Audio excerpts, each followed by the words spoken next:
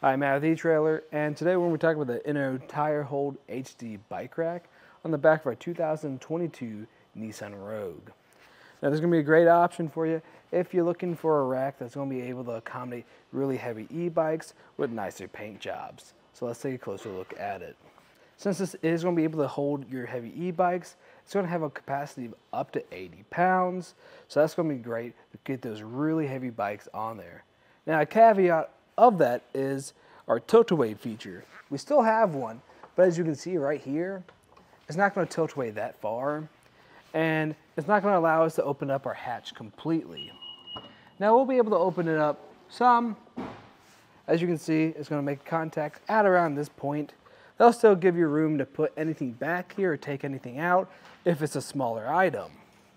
Now, if you do have this fully loaded up with two 80-pound bikes, this is going to be a little bit of a lift. But at this point, I just have a regular mountain bike. I can lift this up just with one arm. Just something to keep in mind. But if we want to take a closer look at the rack, we're going to take off our bike first. Now, there's two different ways of removing our bike. The first way is just taking it off regularly, removing the arms, or the second way is using the ramp. I'm going to show you the way of using the ramp.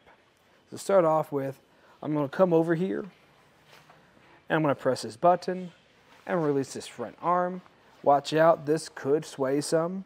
Just make sure it doesn't fall over and hit your car. You're just going to push it over some till you get to this point.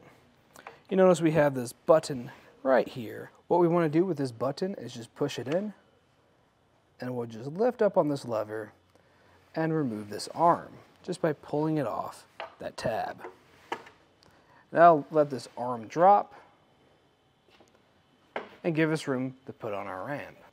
And this is what the ramp's going to look like. Now, this isn't going to come with your rack. If you want this, you can find it on our website.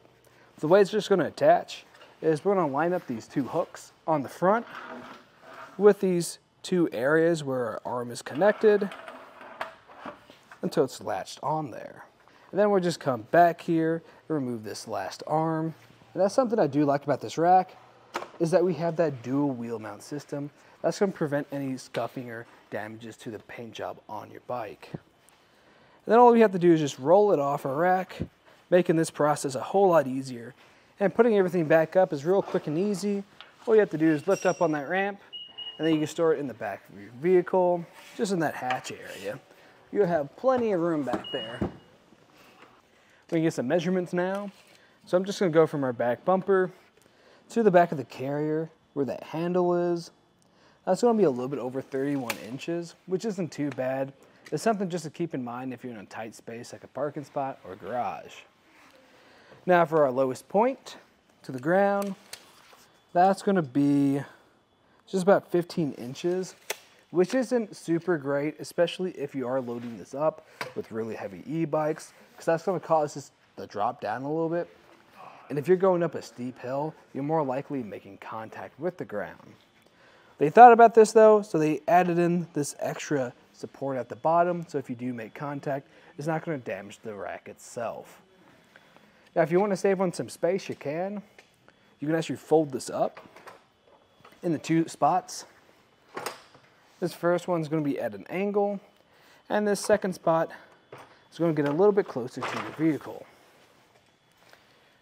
If I go from our back bumper now to the back of the carrier, that's going to be just about 10 inches.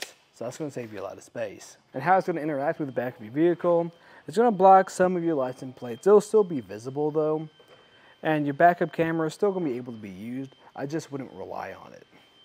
And your taillights and back window won't be obstructed at all. Our rack is going to install into our 2-inch hitch receiver, and we're going to have this bolt that runs through, and it has this knob at the very end of it, making it a little bit easier to put on your vehicle. And one thing I do like about our system today, it has this metal block or plate at the top of it. That's going to stop it from going in too far, making this process a lot easier. And right here is where we're going to get a lot of our security from. It's going to be this anti-rattle device that comes with a lock core so no one can take it off. The way this works is to tighten or loosen up your system, you just turn this knob, and wherever you get it to its tightest point, you just plug it right back in. Adjust from there to make sure this is all lined up and lock it back into place. Overall, this is going to be a great bike rack for you if you're looking for something that's going to be able to accommodate those really heavy e-bikes. And if you want to throw any carbon frame or alternative frame bikes on there too, it's going to be great for that as well. Because this is going to be at a much more affordable rate than some of our more premium racks.